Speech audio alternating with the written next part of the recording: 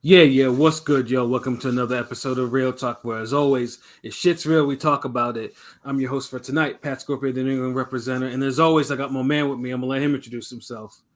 Yo, what it do, man? You already know what it is, man. Jesus Shuttleworth, the guy, aka the GOAT artist, aka El Capitan, RingGameRadio.com in the building, aka the Pizza Wars, because that's what we got coming next with the cartoon animation. So be on the lookout for that. Pizza Wars is coming soon. Ring Gang. Pizza Wars, yes, sir. And But it's still Miami all day, nigga. I know y'all see the Spurs and shit, you know. Yeah, my we man, respect ballers. Yeah, my man dressed like an extra in the Substitute movie. You know how it goes. You know what I'm saying? You know, I was watching that movie the other day, but yeah, I ain't finished it. It's a classic movie, bro. It's a classic movie. I was like, let me rewatch it. All them niggas was dressed like you, bro. That's how it was. Nigga. Motherfuck you, nigga. like I'm a nigga in the background for Only the Strong. Like he looked like one of them niggas that's at a Miami high school in the mid to late 90s who's up to no good. Yeah, pretty much. Be either Cuban, Jamaican, American, Black, Brazilian, whatever the fuck. You're just looking tough, and not even for no reason, just looking tough because that's what it's supposed to be. He got I don't know if he got a bandana with a jersey on. Wait, are you talking about the Michelle Pfeiffer movie or some version of that? The Substitute, not you're talking about Dangerous Minds. I'm talking about the Substitute. Is it a similar concept? I never heard of it. Oh my! You never seen the fucking Substitute? I don't think so. No. Dude, you have to watch it. Classic, must watch. Tom Berenger, fucking Mark Anthony kills it. Oh, yes. okay. Mark Anthony, nigga. Yes. Yes, that shit was a motherfucker like Mark Anthony. What the singing nigga? Yeah, no, Mark Anthony, he was gangster in that shit. He killed that shit. Like honestly wanted to see more roles. Like damn. But yeah. Next. Yeah, but I got my other man with me. I'm letting him introduce himself. Hey, yo, what's good? You already know who this is. Your boy King People, nigga box in the building. Ring Game Radio all day. Let's go. Anyone banned from the Prograis? Nobody banned today. Nobody's gotten on my nerves that badly today. So I don't know. Grace period. The referee in that Ryan Garcia fight kind of on my nerves, but we'll see how that goes. Hold on, what did he do again? He was just there. Yeah. I was like, how did he get on niggas' nerves? Like, what did he do? I don't know. I didn't like that count he gave Duarte, bro. But we'll get into that. Nah, Duarte fucked that up, man. Come on, bro. Now you got to pick a 9.2, so it's all good. Nigga, how you do? Stop. I'm sorry, pilot. Yeah, introduce. I'm sorry. We're gonna get into it. It's all good. Conscious Pilot, the West Coast Avenger, numero uno contendere. You know what it is. Ring Radio. Got a big fight week going. Last month of the year. Let's finish strong. Let's fly. Ring Radio. Let's get it. Yes, sir. Conscious Pilot stays elevated above the clouds, you dig? And he was elevated because he was dropping some real shit with that 9.2 shit. You know what I mean?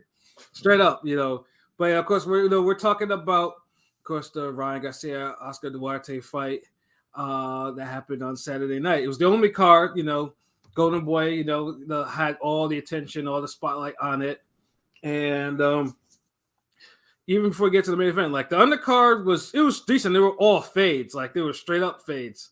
Like, Shane Mosley scored a knockout, Darius Fulgham scored a knockout. It was damn it. Hold on. Okay, there we go. I heard it was I say this. I heard it was a real good atmosphere because some of my boys was there. You know what I'm saying? Shout out to my boy Trill, Remy, Boxing Barbecue. They was covering it, and the atmosphere was definitely lit. Ryan, whatever we want to say about Ryan, the one thing that Ryan can do is Ryan brings the hose out. So yeah, I mean, like you say, when you kind of post like one on the IG all the time, it goes hand in hand, bruh. You know what I'm saying? Damn, I think you hating. Oh my god. You act like I'm saying like I'm not lying. I mean, first of all, boxing brings out hoes in general, but some boxers bring out more hoes than others. That's it. Like, yeah. Oh, I also can't forget Floyd Schofield too. Yeah, he also all of them scored some brutal knockouts. So it moved the card along in a nice little pace. It paced so fast. I mean, they tried to milk it Paul as much as they could, but they couldn't because it moves so fast. You know what I'm saying? All them early knockouts. Well, I mean, this is kind of a product of Golden Boy's matchmaking. You're gonna have nights like this sometimes. Yeah. Nights like. Shit, Shane Mosley was damn grinning and cheesing harder than damn Nelly and Ashanti, my nigga.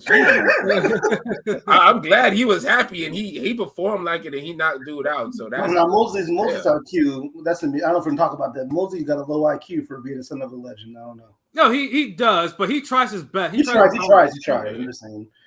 And but he looks coachable, like he's a trainable dude. Like he tries. Like he could have got through that earlier, but yeah, he did get him out, I guess. Whatever. Yeah, I mean he's close to a shot at some middleweight title. So I mean, yeah, and he's improved. Like I know sometimes we feel like we be hard on him, but we give him his props. You know, he didn't Chris Mannix was going hard on that. He was trying to sell us on Mosley getting a WBA shot because Lara still hasn't fulfilled his Mando, yada yada for Zarafa, and then the Danny Garcia thing still hasn't happened. He's like, well, why not? Why not Mosley Jr.? I mean, he's doing his just do. I mean, Mosley may just get a high ranking, like a 1 or a 2, you know, depending on what. Because I mean, middleweight is so. Hold up, wait a minute. Have him Mosley Jr. versus Ammo Williams. Why not? Who says no? I mean, I know Mosley Jr. probably looking at get enough for a title, nigga. I know they're on different platforms, like Golden Boy and Matchroom, but I have noticed they're kind of mixing it up a little bit more. Like, because if you watch the Golden Boy, they had Sean Porter, they have some other people on there they don't usually have on there, so maybe they're trying to switch it up a little bit. Golden Boy has to work with other people. Like they can't just be on an island anymore. They don't. They're down bad. So. I mean, they are doing. I mean, they're the two best fights of this year. They had to work with people with fucking Neri and Hover Nation and Munguia and Derevyanchenko. They had to work with different promoters. And say that without saying Ryan and Tank. Like what the fuck? Yeah. Well, I mean, you know how I feel about that fight. It was there, yes. But Golden Boy low key kind of gave you either the best fights of the year, or just a random shit, or the biggest fight of the year. Golden Boy was second after PBC this year. I mean, Golden Boys. It was confirmed that Golden Boy and Top Rank were in talks with the whole Ryan and Tio thing, but Tio turned it down. So he got lowball. Lowball pause. No, I know, but they have to work with other people. They got to play nice. But I think that I would say PBC had brought the biggest fights this year. But I feel like Golden Boy is comfortably number 2 in terms of consistency of 2023. Oh, I mean, because honestly, Golden Boy seemed like they did more with less. Yeah, absolutely. Yeah, they gave you 2 fight of the years. Well, I mean, to be fair, no one has less than Golden Boy right now. Freak one. Chill, bro. Like, come on. And that's the thing. Matchroom has so much, and they seem like they give you less for more. Like. Literally less for more if the zone prices went up and shit. So like and of course it never used to be like that. Matchroom used to have a lot of strong fights, but in the last couple of years it's kind of kind of scattered now. It's not like because you can see Top Rank like ESPN is got them this year. Yeah, and Top Rank is notoriously they'll try the prospects and then they'll give you maybe the main event or sometimes even the co-main as those are must-sees. But because think about it, they gave niggas ain't good with these Navarrete fights. They had Better Be Viarde. The Liam Wilson fight with Navarrete. Yeah, the Haney fight. Navarrete ain't good. Hold on, Navarrete fought 3 times. Haney Loma, of course. Navarrete fought 3 times. Can any nigga fight 3 times this year and win every fight clean? No, you gotta draw those last fights. I mean, that's what I'm saying. Because Lee Wood is the only other person I could think of who fought 3 times, but he lost. Navarrete got at least a draw, but I'm just saying, what was Wood Lara won this year? Yes. Yeah, that's crazy. That's a crazy year. Yeah. That's what it's like. Everybody keep forgetting that shit was this year. Niggas really took that rematch. Mm-hmm. And then fought Warrington after that. Some fight. Some fighters definitely had a hell of a year, and of course with Golden Boy, again, obviously with Ryan, as long as Ryan Garcia keeps signing with them, that is if he keeps signing with them. Yeah, they're gonna have to. He too make pissed. After this, he's done. When his contract up, bro. Yeah, because his contract is up like next year, supposedly. Yeah, reportedly. So it's like, dude has to. Yeah, I mean, Oscar. I mean, and the shit. I mean, the shit is like they're on petty terms right now. I mean, you got Ryan going up in the pre-fight interviews talking about B-Hop, talking about he got knocked out by a white boy, and you got Oscar. Seething in the background, the motherfucker is just like, he wanted to throw a vintage left hook at his ass. You know what I'm saying? Like, dude is, yeah, like, I mean, and he was shit on him. And I get it because, both of them were not around when he got KO'd by Tank, And then, B-Hop was like, he's like, they're not babysitting and like, stop crying and all that other shit like that. Because, B-Hop, that nigga's from Philly, bro. Like, he doesn't play. But he ain't trying. Look, the superstar nigga who just gave you one half of the damn biggest fight of the year, like, ain't trying to hear that, bro. Nah, but if y'all saw the interview with B-Hop talking about, the interview asked him, one of your champion fighters, and B-Hop was like, referring to Ryan Garcia. He's like, he's not a champion. I'm like, what promoter says that about their fighter? But he's not a champion. He's not. I mean, he's right. He's not. Right. Come on, that's not. I mean, that's not how you. But this is the thing. It's tack. He could have been like, "Oh, Ryan Garcia is not a champion, but he's well on his way, and he's legit one of the biggest brightest stars of boxing." He was kind of snide about it. Like it was very like. I mean, you can make it sound better than that. Yeah, I mean, because keep in mind, B-Hop and Oscar are Hall of Fame boxers, so. All this shit that they talk about, I mean, there's not. They probably have little tolerance. We get it, but Ryan's not the only person that's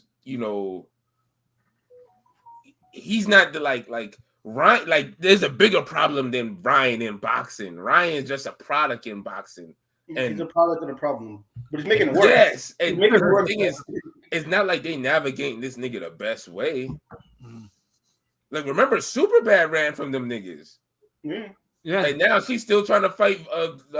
What's his name? Vocal. You still having Rashidi Ellis, but that's a different story. Yocasta Valle. Yeah. They replaced it with Yocasta Valle, basically. They replaced Superbad with Yocasta Valle. So it's like these niggas are all over the place. Canelo falling out. I'm shocked Golden Boy lasted as long as it did since Canelo left. They're actually still around. The only people them niggas that keep it JoJo Diaz. Yeah, Virgil Ortiz is getting fumbled, and we'll see in January. We'll see in February. Yeah. But yeah, no. I mean, but like I said, even with all these issues, they still put up more with less. And like I said, the car was entertaining. And then you get to the Ryan Garcia Oscar Duarte fight, and obviously everyone wants to see what Ryan looks like after being in camp with Derek James for the first time, and this motherfucker was taking pictures of him with the beard looking tough and shit, like he's he's standing on business. He's taking pictures with the Charlos, with Joshua, all that shit. Like, so it's like we're trying to see and Frank Martin.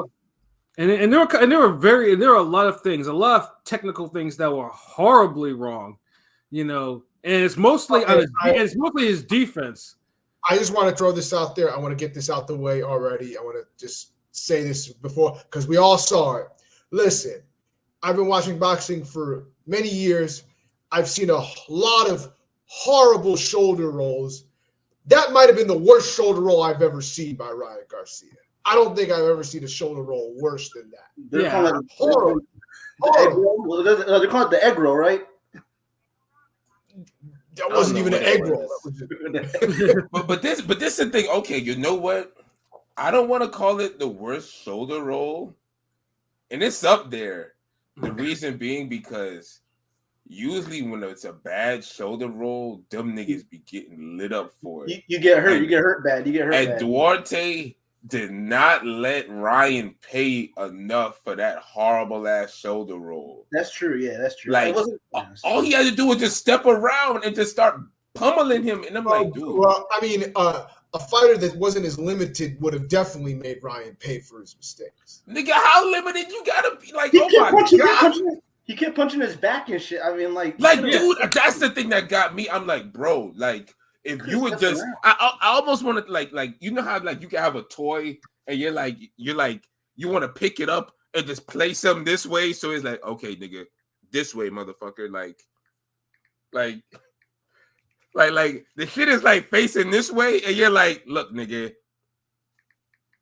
this way. Like turn the flashlight on, nigga. Like he's right here. Like you right here. We need it like this. Like, bro, like this stupid shit. How the fuck you keep hitting this nigga back so many times when his whole front body is open? Like, yeah, and if he wasn't doing that too, motherfucker really got on his bike and was like running from dude at times. Like it wasn't no foot.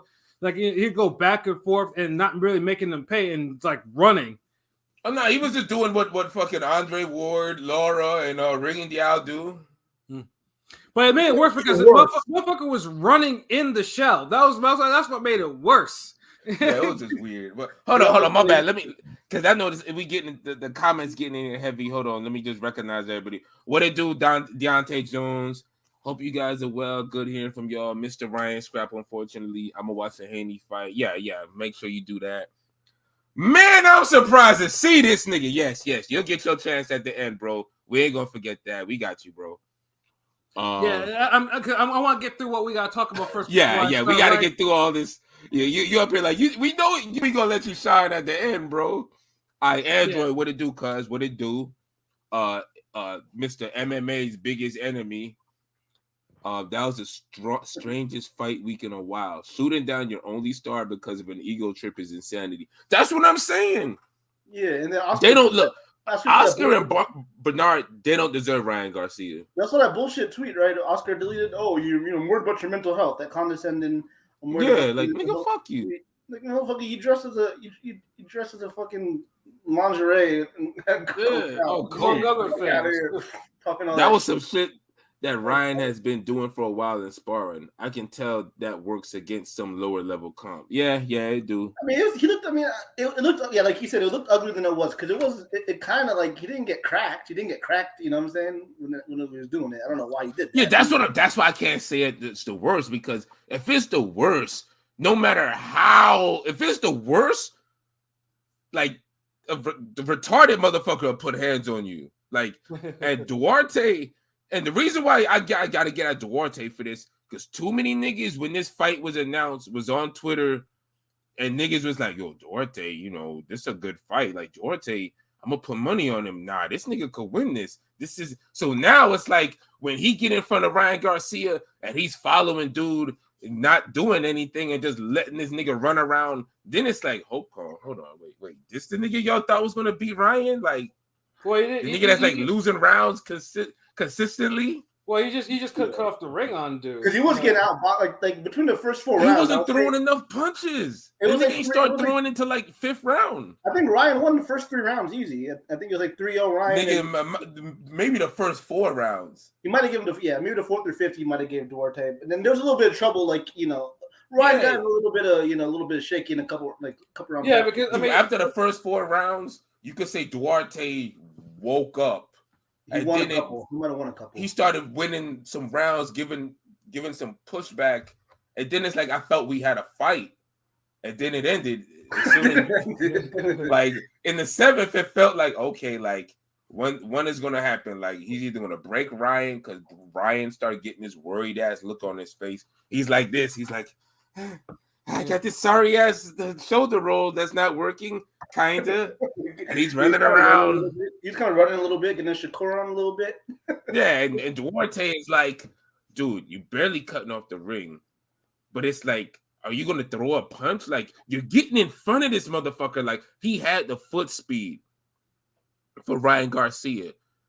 So if you don't necessarily have the foot speed, it's like you could still get to the opponent if you're not really cutting off the ring. And it's like, how you not? And what it was is he wasn't throwing punches when he got in front of Ryan.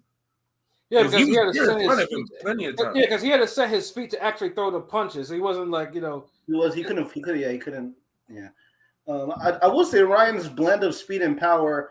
I don't know if it's special, but just the blend of how quick he is with the power is pretty good. Yeah, I mean, basically his athleticism, won him that fight because the check hook that got him, because Duarte was taking the shots in the chin pretty good, but he got caught. The unexpected, he took a check hook to the temple, and that short circuited him, and he didn't expect that. So it was just like, oh shit, you know, and he went down. And then Ryan came back with he followed up with a combination of hard punches. So it's like dude couldn't even recover from the check hook. Right. And then, and here's where it's like, dude was on his one knee. The referee was in his face counting, and Duarte definitely got up before 10. Like he wasn't on some shaky shit. It wasn't anything like that. Like Pilot said, he got up at 9.2. Referee should at least gave him the benefit of the doubt and okay, let him, because he didn't get up. It wasn't 10.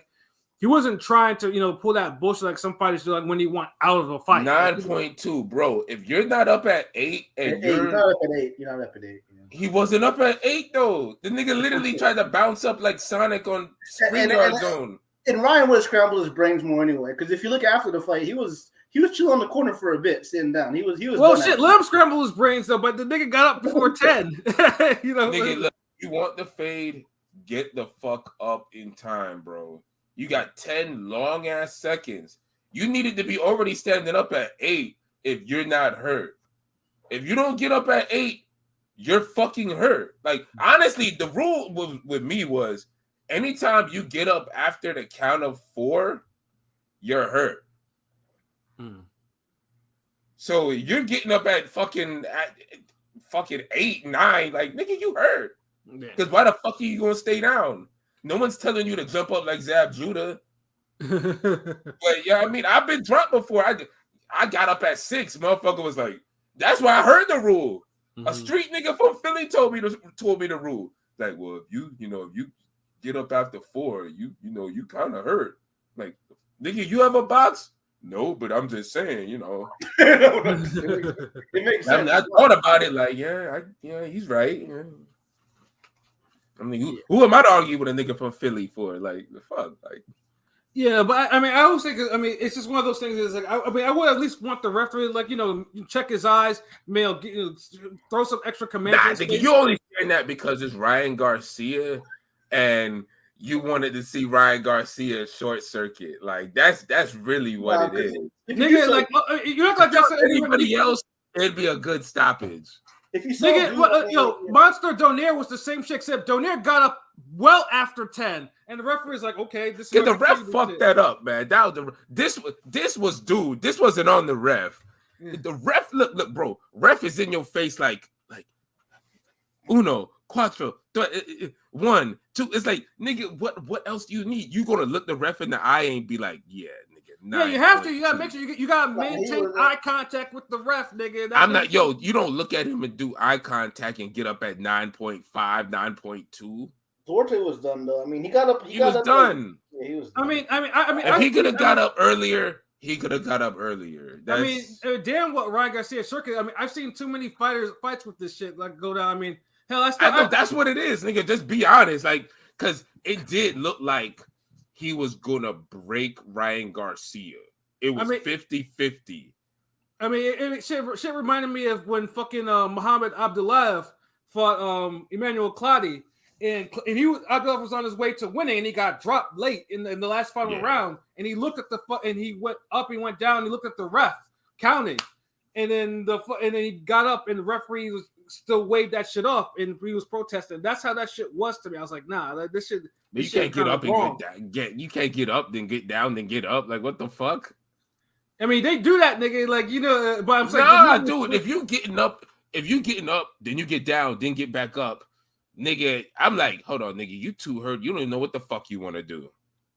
Sometimes wait that shit off. Sometimes you gotta collect yourself, man.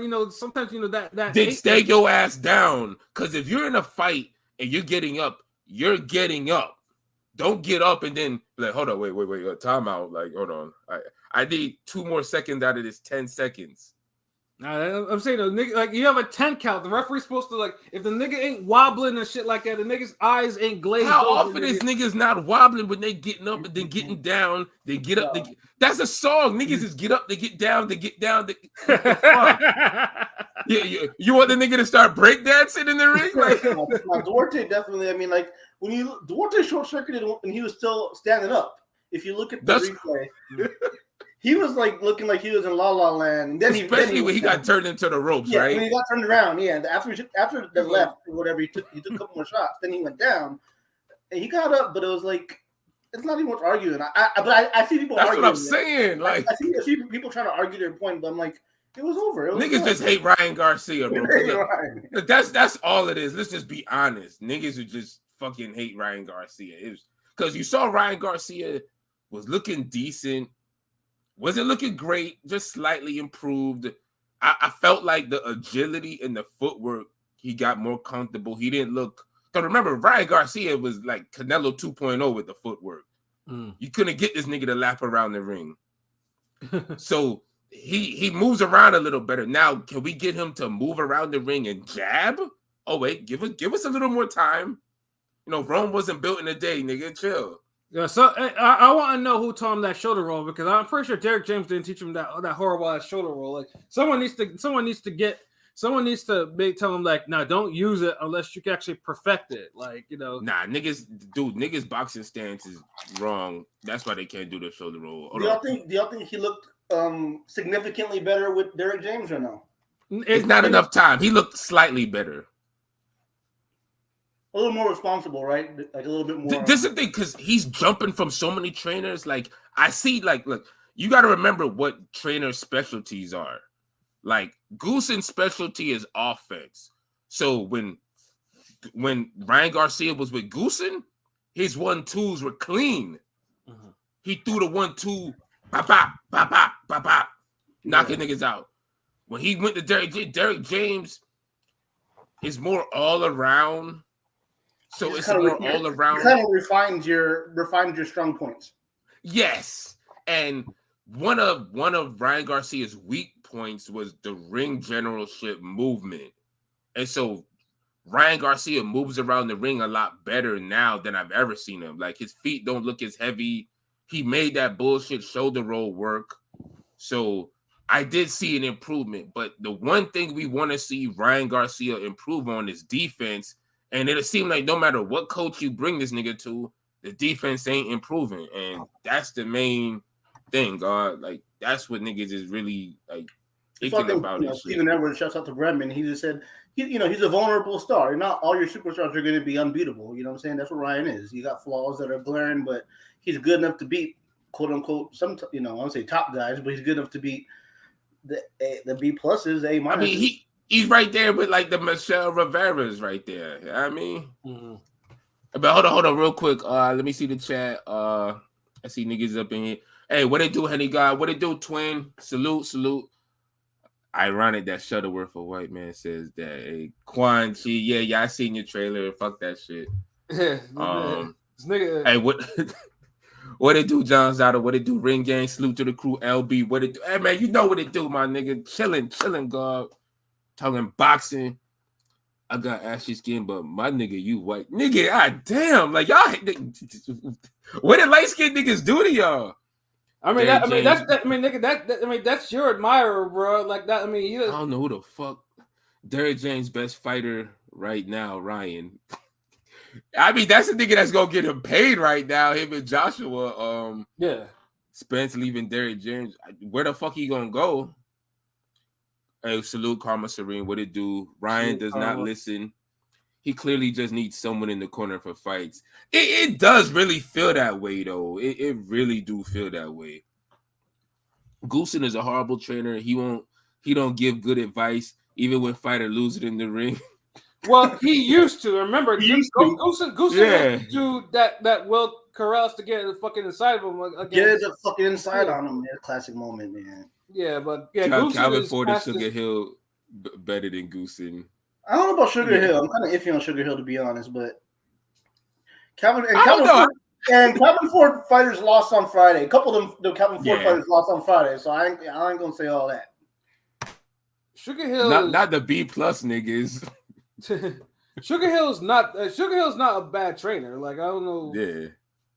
I mean, if I say right now, he's more effective right now than Goosen. I think Goosen is like, has outlived his trainer usefulness, really. And I think Ryan just Ryan don't listen. Like something like I'm just saying, karma's right. Fuck it, man. Let's just be look, nigga. We just seen this dude with 3 different trainers, and he still has the same glaring defensive flaws, bro. Like at some point, it's you. Like what we gonna throw him at Robert Garcia? What we gonna Cal? Who? I mean, how many more niggas we gonna?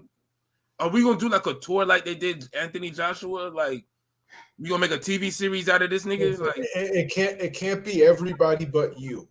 You can't always be right. Like everybody gets to improve something, but they don't get to improve the one thing that he really needs to improve. Like the whole defensive awareness, the having the hands up, the pulling back and dropping your hands, the fight with your chin high, like, geez, nigga, like it's just so much, bro. Like, I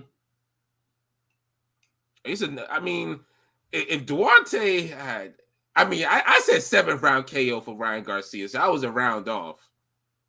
But goddamn, if Duarte had a little bit more to him, like he could have really kind of really showed us where Ryan is at, but he kind of showed us where he's headed if you don't change nothing.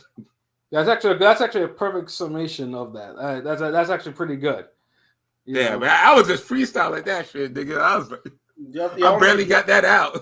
You want to see Duarte back like a Floyd Schofield type of thing, or y'all think not Schofield? I mean, Schofield is like, I want to see what Duarte does with other 140 pounders. Like, because he had his chance with fucking Ryan Garcia, bro. Like, I don't think he beats Brandon Lee, man. I don't think he beats Michelle Rivera. Bradley's always at barometer. It is because like, you know why? I explain why Brandon Lee's that barometer because and I know I'm okay because say fight night, you take a boxer at 140, best division, most competitive division, and you want to create somebody who has enough of a diplomatic leverage within their skills, physical attributes, and intangibles that gives you the best foundation to face everybody. So you want somebody young. You want to see some talent in them. You want to see that sparkle. So you want to see that little sparkle. You want them to be powerful. You got power. He got power. That power. He has speed. He's not slow. Skills. He has textbook skills. Yes, textbook skills. He has quick hands. He has the little flair. Now, as far as putting everything together, at least 85% of the time, at least, having the intangibles, can he fight hard? Can he fight back? We've seen a little bit of it. But he gives us enough where we can say, you know what? He has a 35% chance against everybody at 140. Would that be a fair assessment? Maybe not the King P, but I can agree with that. That's fair. No, that's fair. Don't speak for me. That's fair. I'm just playing. I think it's like he said, "Nigga be light skinned, but goddamn, like nigga chill." Like that's I try to be objective as fuck because I feel like if you don't, you miss shit. So giving Brandon Lee a 35% chance to beat anybody at 140, I think is a fair assessment. So when you put him against niggas like Rolly and Michelle, these other niggas is literally 35-40% too because.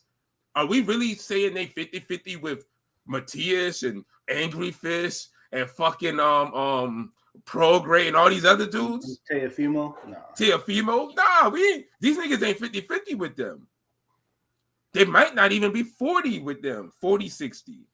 Yeah, and speaking of Rolly, I mean, obviously Ryan was like, Ryan expressed, wanting to face Rolly for his title, which of course I was rolling my eyes at because it was just like. Because Rolly just rolled and dropped on the floor and just rolled out the room, ain't it, nigga? Because and then fucking thing with Rolly is like he doesn't want to face Ryan Garcia. Oh, hey, listen, we're not worried about what Subriel Matias call him a McDonald's champion. We're not worried about that. Man, Rolly don't really want to fight nobody, man.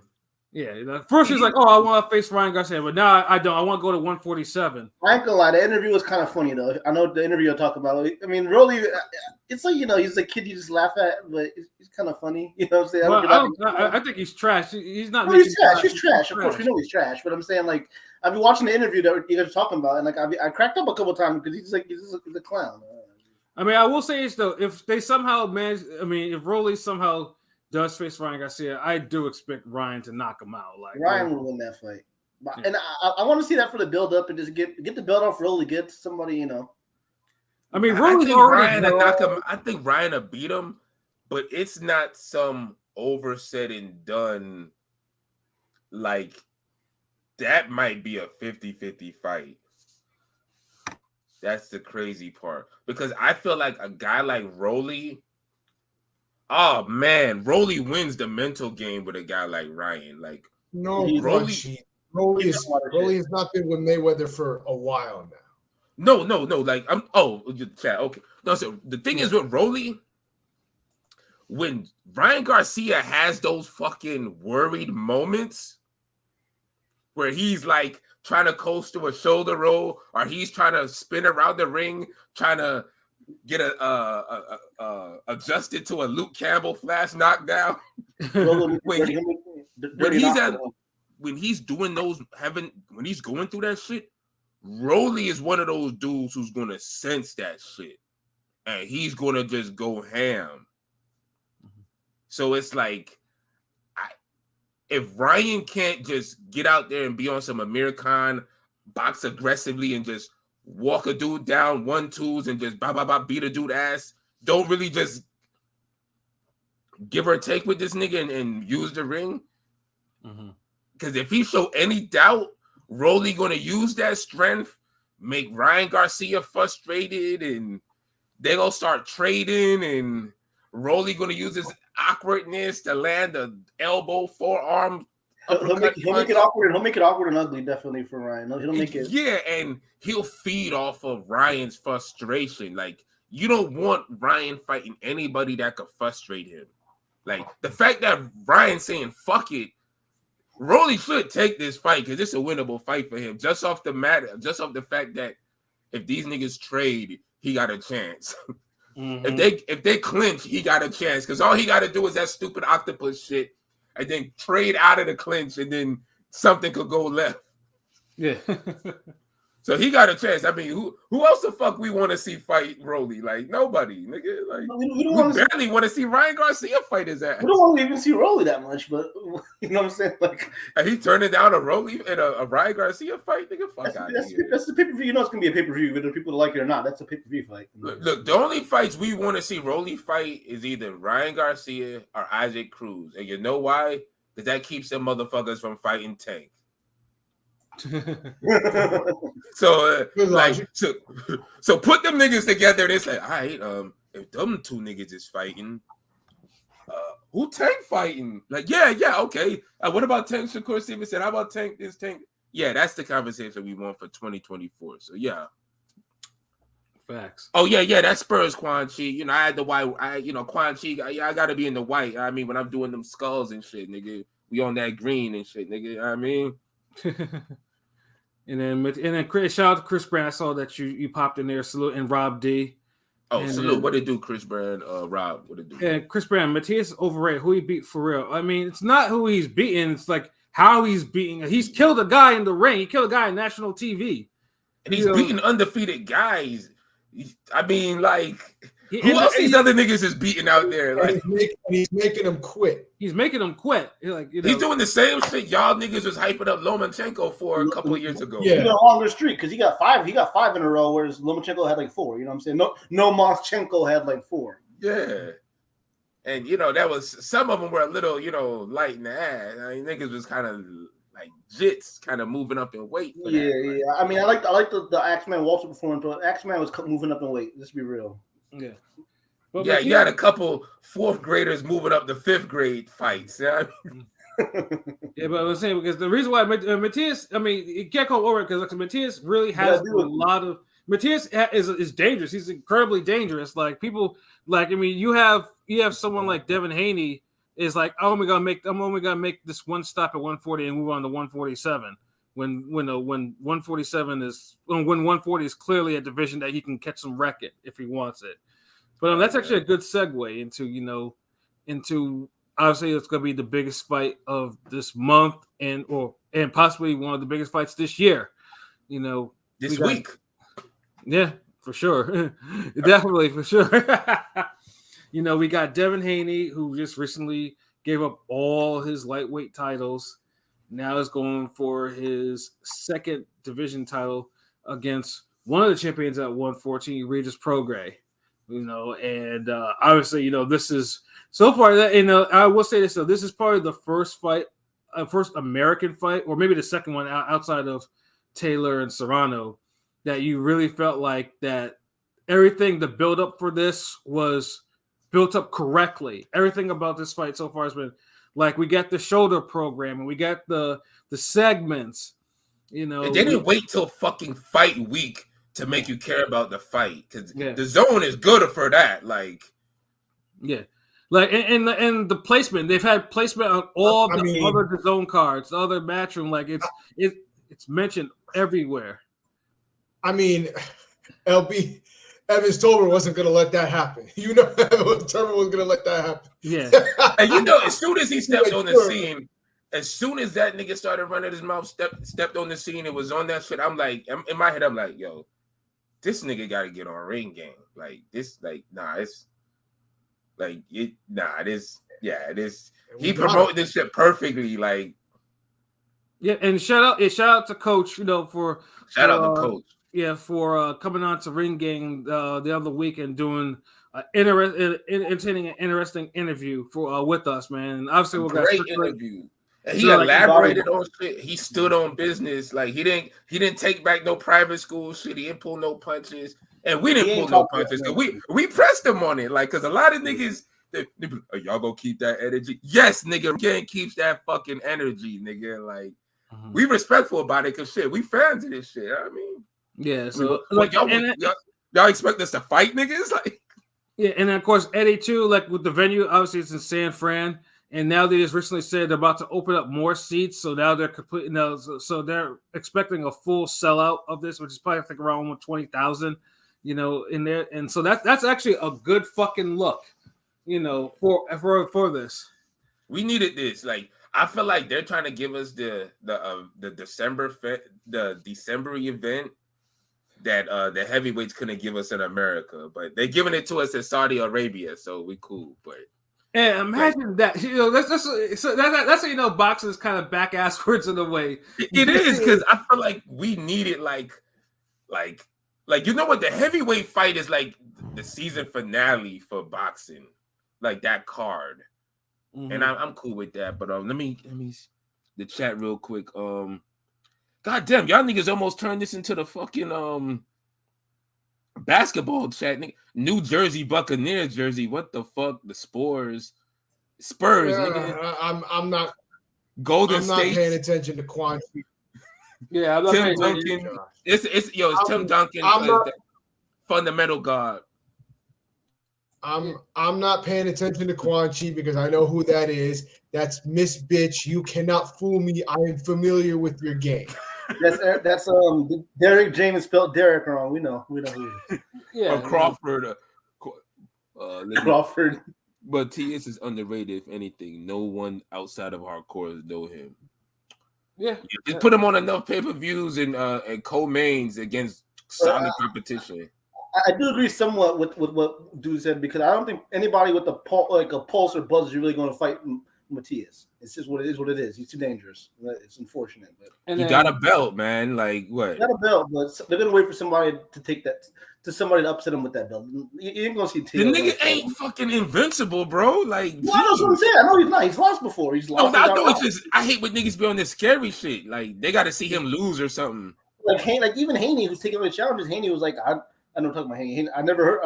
I never watched him before, type of shit. Haney's dad said, I just saw him this weekend. Okay. Yeah, I give Haney a pass because he's fighting Prograis. He's fighting the more popular of the damn.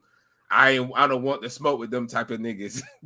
Yeah. And then, Andrew, we know you're the biggest critic of Matchroom The Zone. You stay on their heads. But they're doing I something. be right there liking them fucking posts because he be on that shit. Yeah, you be talking that shit. But also, Matchroom, you have to give him props because Matchroom doing an incredible fucking job with the build up. They've dropped so many fucking videos and content. Hold on, what year is it? 2020, almost 2024. What year did Matchroom start? Yeah, that's true. Well, Matchroom on the zone start. We have to be specific. Like what? Yes, what year did Matchroom on the zone start? 2017, 2018, 2017. 2018, yeah. So it took 2018. So It took them a long ass time. it took a long ass time to get to the point where I don't even have to damn make a tweet about them. Would sure like to see some shoulder content from the zone on this Regis Prograis Devin Haney fight. It took us 5 years so I don't have to scroll and see Android do that. But I do feel like they did it for Joshua Ruiz, or when it was Joshua, they did a whole of our content. Okay, twice in fucking 5 years, bro. No, I'm saying they'll do it here and there, but I feel like every championship fight that's like above lightweight, I don't know. I feel like you need a fucking face off. No, they haven't. You need a face off everywhere. You need a face off. It needs to be this level every time out. This level every time out. The face off, the damn behind the road, the glory, this behind the curtains, the upside down the street, whatever the fuck y'all got. Like every fight needs to be this, man. Because then you have something consistent. When people see the consistent promotion, then it gets the HBO effect. People start saying, "Oh, it don't matter who's fighting, it gotta be good." Because the promotion's good. Right. That's all it is. That's how HBO got niggas. It got to the point where HBO cultivated a bunch of hardcore fans who started growing with the company and knowing better. And then niggas started saying, hold on, wait. Vitaly Klitschko and Corey Sanders ain't worth pay-per-view, nigga. Like, chill. I mean, like Zana and Mark Antonio Pereira ain't you need them face off. Championship fight. Because I'm biased, but English speaking championship fight. Give me a face off. Give me at least 2 20-minute, quote unquote documentary shits. Come on, man. Let me, every time out. It ain't that difficult. But then that commercial too they had with the Oh yeah, that was fire. That's fire. Like, I gotta destroy you.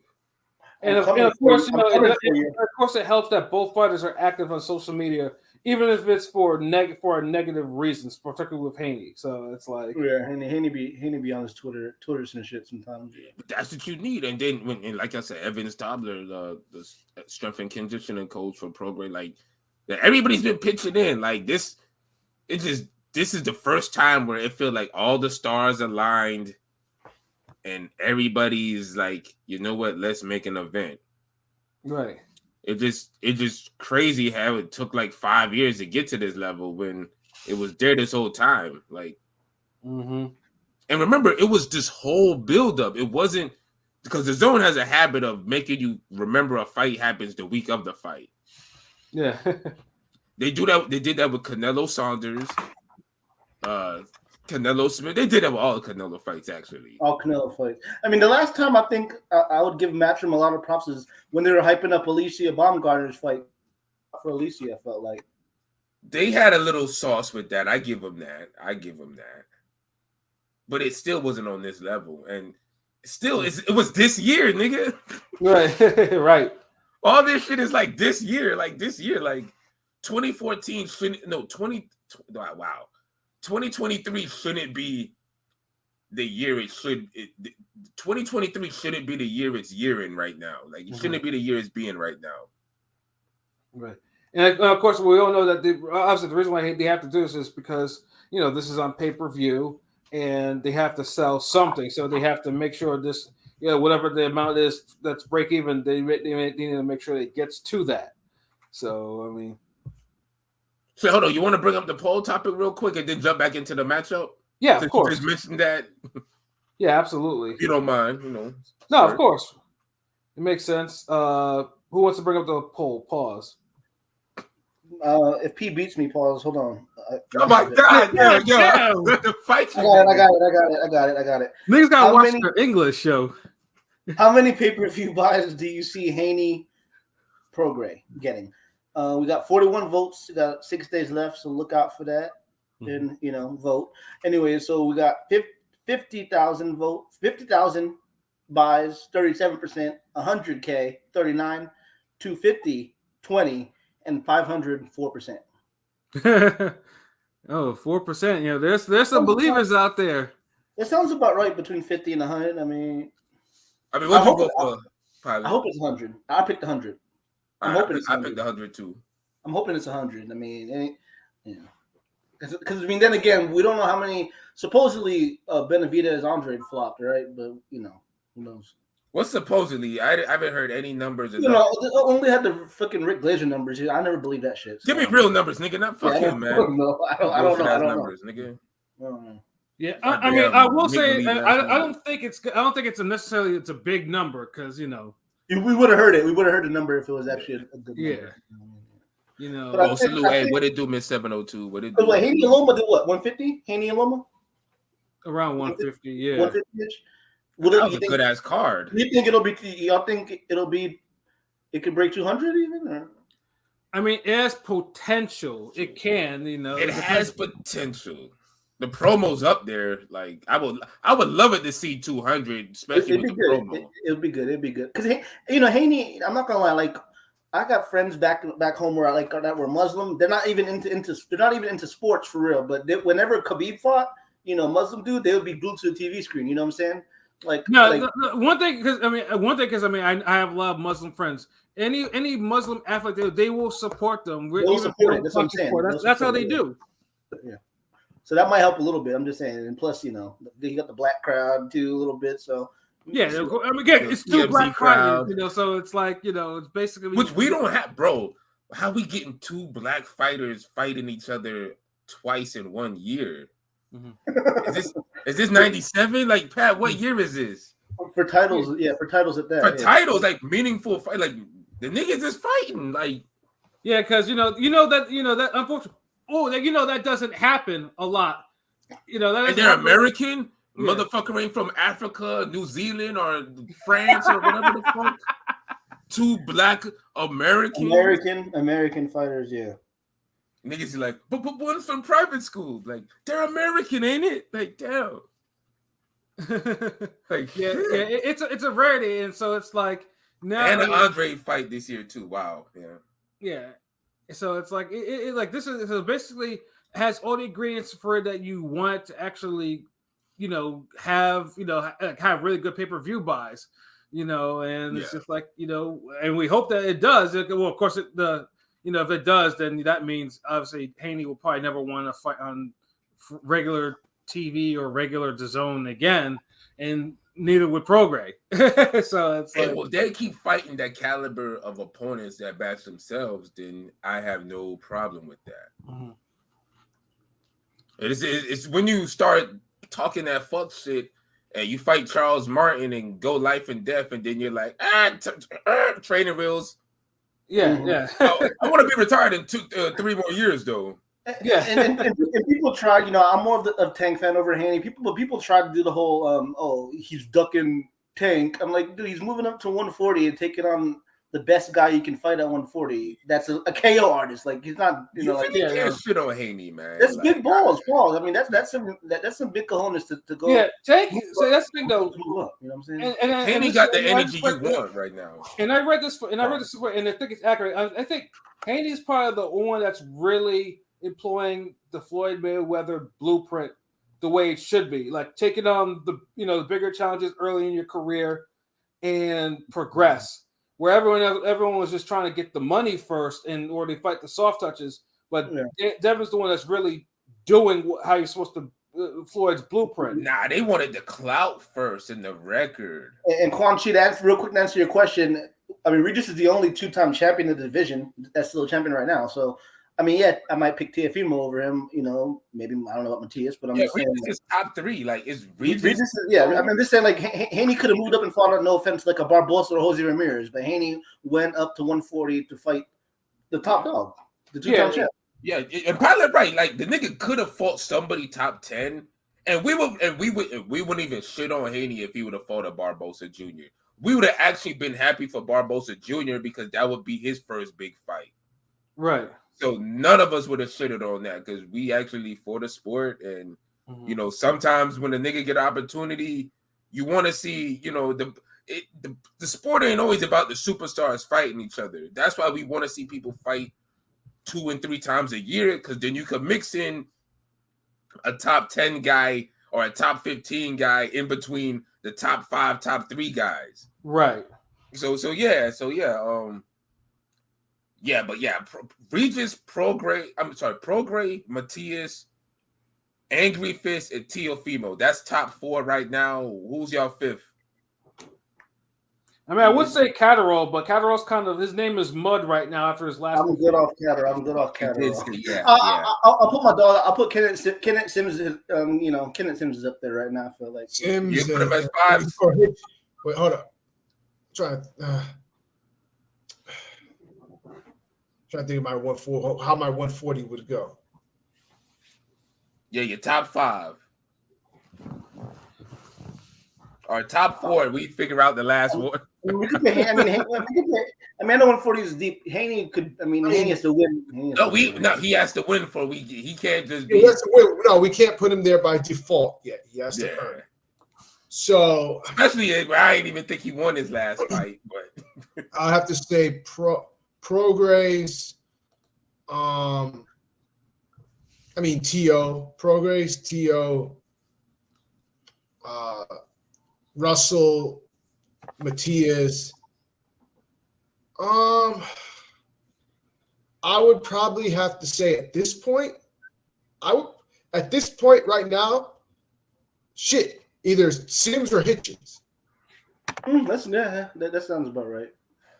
I can see Sims. I don't really see Hitchens. I might have to put Catterall over Hitchens, and I wouldn't want to, but Hitchens, oh my God, this boring ass little nigga. Well, they're saying that they're talking about making Hitchens versus Catterall next. So yeah. Okay, well, whoever wins out of them 2 motherfuckers, they get number 5. look, whoever wins, all right, fuck it. Kenneth Sims is number 5 right now. Yeah, we'll put Sims at 5. That sounds whoever wins between Catterall or Hitchens or whoever in that lower level, that second half, gets Kenneth Sims spot. Fuck it. Or I can agree with that. But so, but like I said, this is how you know that 140 is a legit deep division. We had to have a spin-off discussion just to see, Haney really did fight. Some people don't like Gary Antoine Russell. Some people would be mad at us putting Gary Antoine Russell in the top 5s. The people that kind of our top 5. We're looking at not just accomplishments. We're looking at as a threat, danger. Remember the shit I always used to tell y'all. You have good opponents, and then you have dangerous opponents. Yeah. Amir Khan is a good opponent at 154. Jamel Charlo is a dangerous opponent at 154. That's the difference. And I'm talking about this if Canelo was facing either one. Right. So 140, man, it's exciting times, man. 140 just needs more of these fights to get into the mix. And to me, it's the only division that can take over 154. I still think 154 is everything right now, but 140 is breathing right down its neck, man. So yeah. So what do we think? 1A and 1B. Yeah, facts though. So I know, when we had the coach on there, none of us. With the exception of maybe Rome, none of us. Rome was was convinced. Coach had him convinced that that don't worry, I'm gonna knock Haney out. I'm gonna get this nigga because I always hit you up at the end of the week with Rome prediction and shit. So right, I'll get his final prediction maybe Saturday. I'll let definitely. But because now obviously we don't have the coach on here, man. So what do we think? So what do we have for predictions, man? P, what do you? I'll start with you, man. So what are you thinking between Haney and Prograis? Even if the coach was here, I'd say it to his face. I think Haney wins. Okay. I think it's gonna be a close fight. But I think Haney's jab, he's going to nullify a lot of what Prograis is trying to do. And I think he'll be stronger at 140. But I think Regis will give Haney some issues though, especially with the southpaw, because he's a southpaw, and Haney has issues with southpaws. They can go straight down the pipe. Pause. That straight hand. So I think he'll run into trouble, but I think Haney will beat Regis 8-4. Okay. That's Damn, what it is. Pilot, what about you? I know I always keep saying I'm gonna pick Haney by KO until it happens, like I did for Shakur with Yoshino. But I'm not gonna pick. Oh Haney. my! I'm not picking Haney by KO. It'd be amazing to see, but we know that's not happening. Haney by UD. I just think, again, this is big balls to move up and fight a top 3, top 2 de facto, super lightweight. I just think Haney has enough skills and pedigree. And Regis, even though I think Regis is going to take good account of himself, it's kind of weird because Haney isn't the best against southpaws, but Regis is a rare southpaw that's not that. Regis works better against southpaws than he does orthodox. I feel like a lot of the time. But with that said, I just think Haney's young, hungry, and he'll be ready, and he's going to win this fight comfortably, like a 9-3. There might be a time where Regis might crack him. I mean, again, because I know Haney talked about moving up already to 147, fighting one time and Barbarios and all that shit. But this is a tough test. Regis is a KO artist and been a KO artist for years. But I think he'll do enough, more than enough, to obviously comfortably win this fight. All right, that's what it is. Yeah, Devin Haney and Mario Barrios is a decent fight. It's a good fight. That fucking name. Okay, No, nigga. Fuck up Mario Barrios, nigga. You know what time it is. Damn, man, you hate that. Like, yo, we gotta interview Mario Barrios, nigga. No, I mean, I think he's a good fighter. Like, he's cool. Like, no, but it's also real. It's funny because same people that were talking shit about Tank fighting him are like, oh, it's a good fight for Haney. I'm like, you already say one. I know, dude. Honestly, it was a good fight for Tank too, bro. To this day, I think he gave Tank one of his hardest fights. They want to say he's a bum, but now because he's a quote unquote welterweight champion in the wings, it's a good fight for Haney. Fuck out of it. He just beat that damn that Doug funny ass nigga. Nah. See, luckily I keep my I don't want to see he a good win now. See, luckily for me, Barrios, I keep the same energy for Barrios. Like, it's not a good fight for no damn Haney. I don't want to see that shit. You know you hate him because of that fucking Akhmadov fight. Yeah. Well, one thing about Pat, like, even though he could be wrong, that nigga, he'll stand on his fucking opinion, nigga. Yeah, no. Until he gets Akhmadov his fucking rematch that he fucking deserves. Yeah, but like I said, it's not about him because when he has the next fight, I have more to talk about with him. But if Akhmadov go to 147, make it happen. I hope so. I hope too, because clearly you can't get no fucking 140 love like that. That's for damn sure. But in terms of I know coach's not gonna like it, but yeah, I mean. I always thought Haney would win the decision over Prograis. Like, I mean, me and Pete, we were at Prograis' last fight, and there was and even with Zaria. Yeah, I was gonna say his last fight against Gorilla Zoe did not inspire a lot of confidence. Yeah, exactly. Because the one that got hurt was Prograis. Prograis was the one that got hurt in the fight. Zaria was just stinking it up, and it was just like. And Prograis just didn't. The fact that he didn't adjust to what Zaria was kind of doing, it was just like he could have cut off the ring. Yeah, he couldn't cut off the ring at all. And Haney can move. Haney has good footwork, so it's like, and he has a jab. And the only question mark is going to 140 going to improve his power, which is like a whole big debate on Twitter. Like, it's like some people think Haney's gonna be like a whole knockout power puncher, and then of course during the interview, I'm more worried about Haney's defense than his offense. Yeah. His defense is what worries me, not his offense. Yeah, because Haney has always been capable. Yeah, when Haney was coming up, when Haney was with the Mayweathers and shit like that, his defense was tight. It was sometimes to his detriment too, because there would be times where Haney would hurt somebody and he would stay into that gear. He wouldn't turn it up. It doesn't like he regressed a little bit. It was like hitches. Doesn't like he regressed a little bit defensively. Like lately, I don't know. He did regress. Better people. I mean, better people too. Yeah.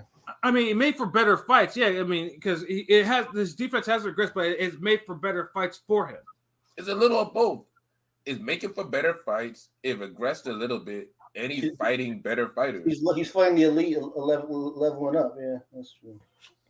Yeah. But still, when I compare Jermaine Ortiz's performance at Lomachenko to Devin Haney's, I thought Ortiz won clearly, whereas Haney, I thought he lost, or you could give a draw.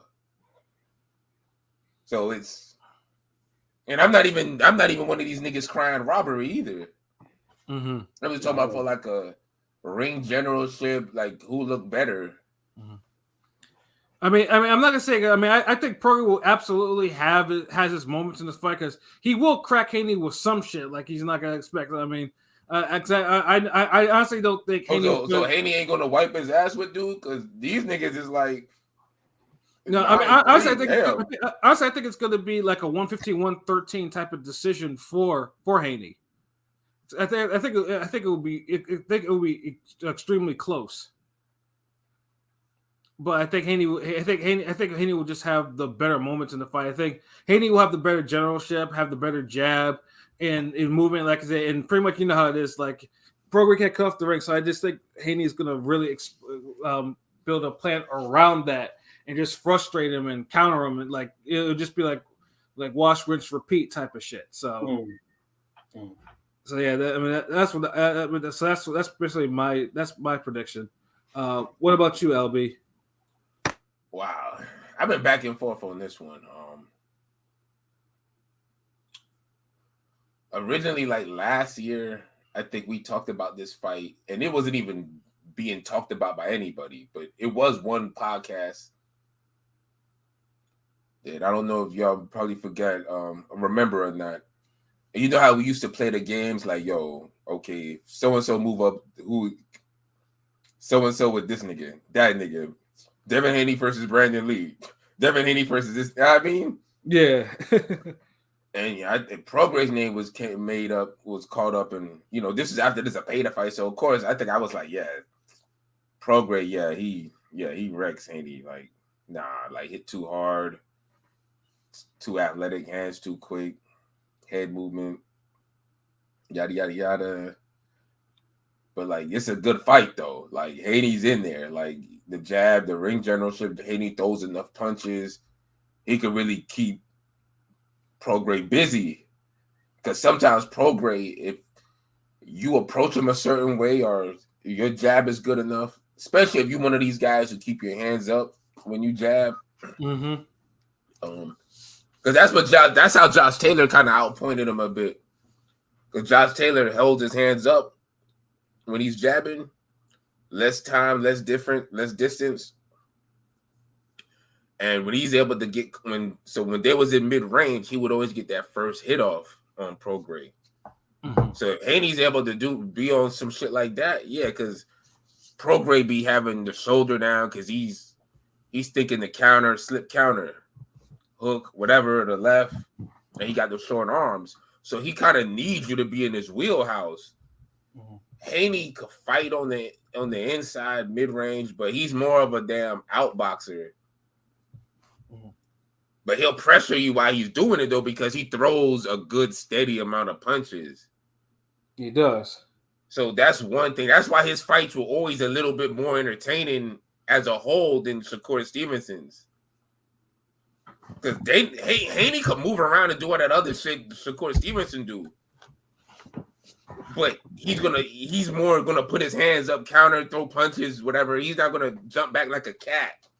Yeah, no, he'll work on the inside, and he has confidence in his chin or in his defense in general. So it's like, yes. Now, one thing I think he needs to watch out for the uppercut because I feel like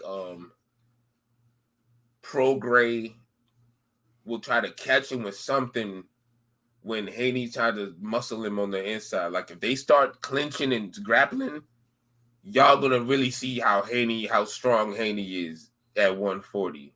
Right. And I don't think you're gonna want to grapple with him. So having those short arms and you could work those arms, Prograis could counter.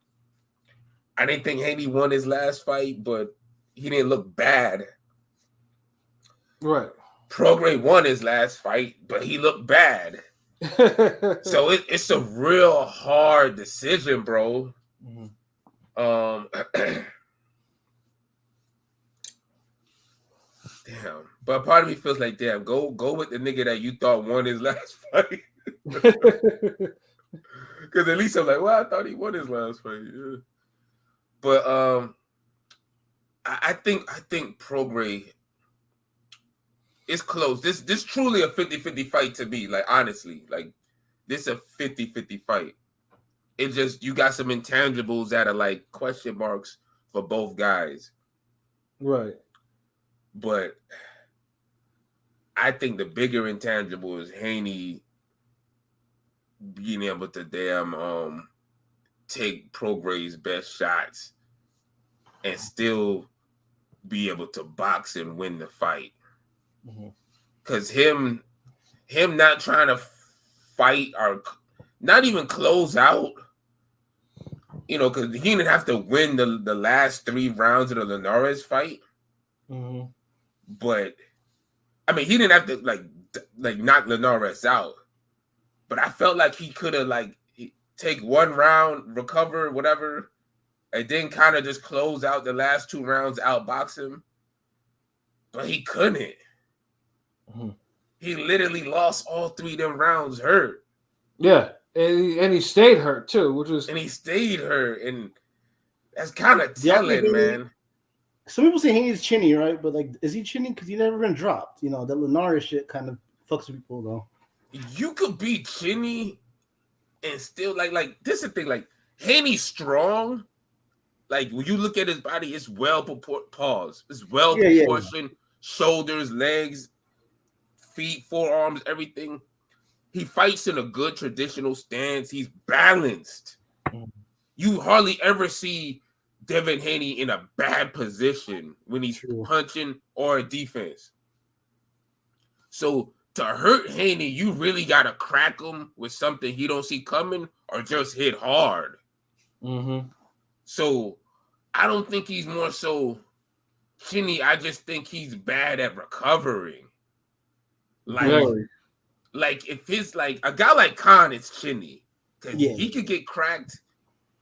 Like, if you got a decent punch, you could fucking be in a fight with Khan at any level of boxing. You can catch him, yeah. You can catch him, yeah. Yeah, like we've seen it, and you could kind of take rounds from him that way as well if you could keep him hurt.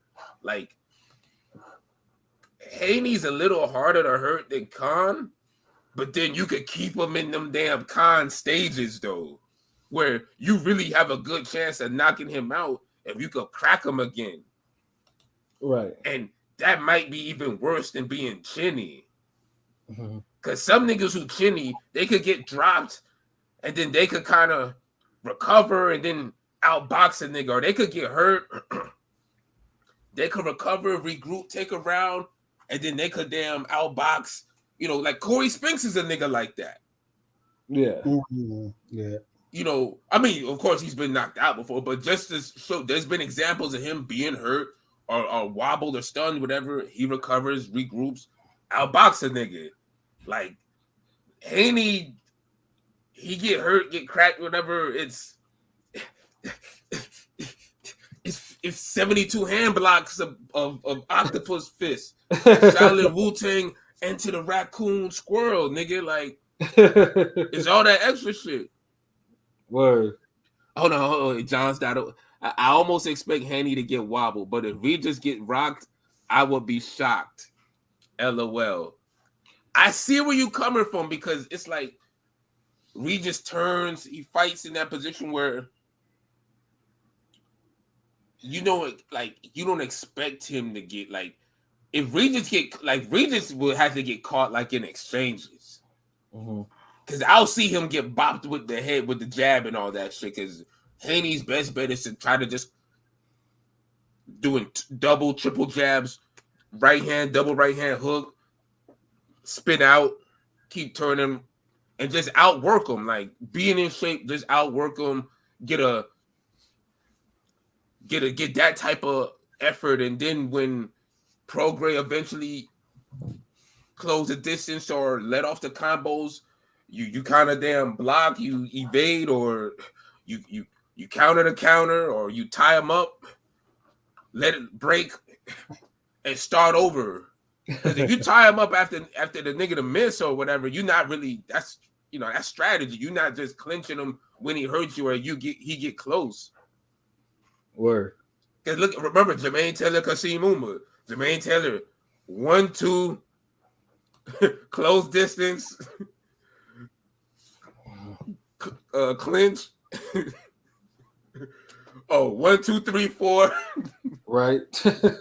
Uma fall in, eat every fucking punch, clinch. Like, if I clinch you after I throw all my fucking punches and you don't fucking throw nothing or do anything, you just eat shots and I just clinch you, like, fuck it. Like, no one's going to say anything. Ref's going to, that's boxing, nigga. It's strategy. That's strategic clinching. Right. So Haney could do a little bit of that, but Regis punch too good in the mid range and in those clinches to even rely on something like that. Yeah. So only do that if you have to, those breather rounds. But I do see a good close fight, but I just feel like Prograis is going to eventually crack Haney with something, and he's going to have Haney hurt, and Haney's not going to be able to recover. And Prograis is going to just make it like a TKO. He's going to just force it to where the ref has to stop it. That's the only thing. I don't think if Haney was somebody who could just take being hurt, if Haney recovered better, I think he wins this fight. Because I felt he got rocked with Lomachenko sometimes. He got backed up with Lomachenko certain times. I'm like, he did. And I'm like, nigga, you too big to be getting like, yo, chill. Like, bro. And then now I know he's at 140, supposed to be stronger. But I feel like Haney might be one of those guys that he stayed at 135 so long, he probably need to be at 147. Right, and that's the whole reason why dude's talking about he wins this belt, he wants to go fight Keith Thurman next at 147. And it's just like picking on light-skinned niggas. Like, what they do to you? But yeah, man, yeah. I honestly, out of everybody, I kind of see where Pat coming from with the 115, 113. Like, if Haney was a better recoverer, that would probably be my prediction. But I say Prograis by late KO. All right, and then of course, I'm just taking a look at the odds on FanDuel. We got, for Devin, obviously for points of decision, it's minus 235. For Devin Haney KO, it's plus 750. Damn. A draw plus 1280. Prograis points decision plus 700, and a Prograis KO plus 630. So they see like, yeah, because this is the thing, like Prograis to win a decision, I'd be shocked because you already kind of see the game. They were like, Haney's that guy, he the star, he the A side. If it's a 115, 113 type of fight, if it's a fight as close as the Lomachenko fight, Haney's gonna get it. Easily. So it got to be more separation. Like Prograis going to need some knockdowns, something. But we know how that goes. So best bet go for that knockout. But he's capable of it. Just can't fight behind Haney. Like Haney's active enough with the jabs and his punches where, if you're not, if you, that's how Joe Diaz kind of lost. He kind of fought behind him. Jojo Diaz does that sometimes. You can't fight behind Haney, so there's going to be times where Regis going to have to really kind of get at Haney. So, yeah, talking about this fight, I'm kind of hyped up about this shit now, bro. Like, real talk. Yeah, no, yeah. And, like, I'm definitely excited about this fight, too. My only wish for this is I just wish the undercard was stronger for something like this. Yeah. I mean, it's cool. I have no. It's not bad. Like it's like a C+. Yeah, like I do like the co-main with Liam Paro and Montana Love because we all know Montana Love is probably on thin ice right now, like real thin ice. And the way 140 is, it's like, bro, like we'll forget about you. 140 is like too active, nigga. Like, so you here today, gone tomorrow at 140, bro. This is one last bad 10. performance, and It's gonna be. He's gonna end up on Pro Box TV after this. yeah. Nothing's wrong with that. Pro Box. There's Nothing wrong with that. I'm just, But yeah, Montana love it. Yeah, because I don't think I don't think he has too many opportunities left. Because dude, kind of, he pulled out of the fight with Hitchens and all this other shit, and all injured and shit like this. But now he's in the ring with Liam Perro, who is a pretty good, tough fighter. We got to put respect on the Australians, because Australians are they're coming up in the box. They've been low key holding it down. Yeah. So you know what I'm saying? So like, I mean, this is he needs to look good. He just can't win this fight though. Right, yeah, like Montana Love needs to knock dude out. Like, yes, and if he don't knock dude out, he needs to look like he's trying to knock dude out. Like, right, no one's gonna hate him if he throws a kitchen sink and that motherfucker could catch the kitchen sink and throw it back. Absolutely, like, we'll be cool. You know what I mean? Just show us something, bro. Like, yeah, because 140 stacked.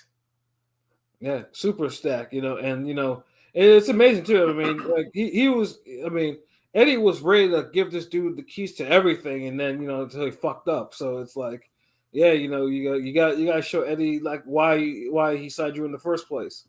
Yeah. And then of course we have Andy Cruz on there, fighting a second fight against Giovanni Strafen, who I believe was a replacement opponent. That's not his original opponent, but like I said, Giovanni Strafen is like 26-5, 19 KO. So I mean, for a guy in this second fight, it's a tough fight nonetheless. Like, this is not it's not a fight that most people would actually take, in a second fight. So you look forward to that. And then you got Ebony Bridges defending her belt against Miyo Yoshida, who technically shouldn't even have this shot, by the way, because Yoshida lost her last fight. And it should be Metcalf getting this fight, but you know how it goes. Politics, man. That's how they do it. But yeah, no, it's a solid. It's solid for what Eddie usually puts together. So, and of course, if you want to buy it, it's $54.99 if you buy on the Zone pay-per-view. If you elsewhere, it's like up to $74.99 on there. So. Yeah, obviously, you can choose to support or find different means. But but honestly, this would do some good if it was thrown in maybe a movie theater or a fucking Hooters or some shit like that. Like, someplace where that could watch to really try to get the viewing up. That's some type of sponsorship, a partnership Ebony Bridges should have fostered. Right. You know what I mean? So yeah, no. It's clearly the main card of the weekend. There is another one, like I said, definitely gotta touch upon it. From Top Rank, another one where you have Robesi Ramirez, who Top Rank. Robesi Ramirez. I'll give him credit. Because honestly, I thought he was gonna be one of them washed up Cubans, because LB and I have talked about Cuban fighters in the past, and I'm not talking about like I'm talking about like the Barthelemy generation of Cuban fighters, they've been kind of underachieving in a way, or they've been flat out terrible. And you thought, I was thinking that Robesi Ramirez, because he dropped his debut to the Jobber, and you thought he was going to be a washout immediately. But dude has rebounded. He got his get back, and he's looked like he's looked like an actual champion. Like, he's looked like, okay, this is the potential he showed in the Olympics. He won a world title, beat some names, right? Yeah, so he's realizing his potential. So, but the one thing that I don't understand why Top Rank is doing with him is they keep throwing him in the ring with big fucking feathers. Like, the last time out, he was on the undercard for Monster Fulton, and he fought the Japanese guy that was 5'11". Of course, it turned out to be a whole geriatric, and Robesi beat his ass like he stole something, And you're thinking, okay, that's a 5'11" Japanese fighter. The guy he's facing now is 6'1", with like a 7-8 inch like height advantage over a dude, like God damn. and like a 7-inch reach advantage. Like, where does Top Rank find these people from? Like this. It's like, look, you got some sentinels for you to fight.